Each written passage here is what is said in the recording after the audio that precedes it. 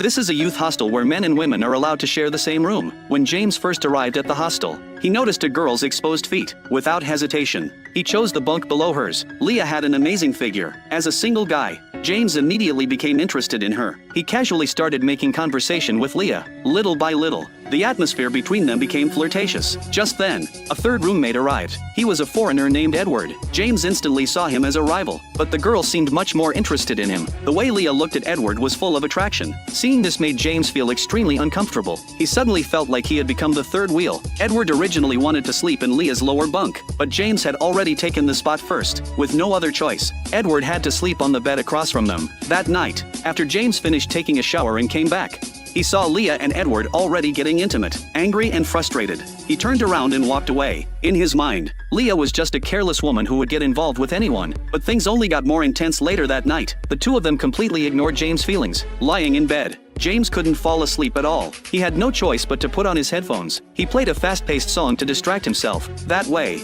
no matter what happened above him, he wouldn't hear anything. Not long after, James slowly drifted off to sleep. Suddenly, a drop of blood fell onto his face. The sharp pain instantly woke him up. When he looked up, he saw a utility knife had pierced through the wooden board of the upper bunk. James was completely awake in an instant. All his sleepiness disappeared. Terrified, he stared at the upper bunk without daring to move. He thought the noise above had gone too far, and someone might have actually been killed. When he looked to the side, he saw Leah's head hanging down. She looked like she wasn't breathing anymore. The sight terrified James. He suspected that Edward might be a murderer, someone who specifically targeted beautiful women. But the next second, the woman suddenly opened her eyes. It turned out Leah was the real hunter. From the moment Edward walked into the room, she had already seen him as her prey.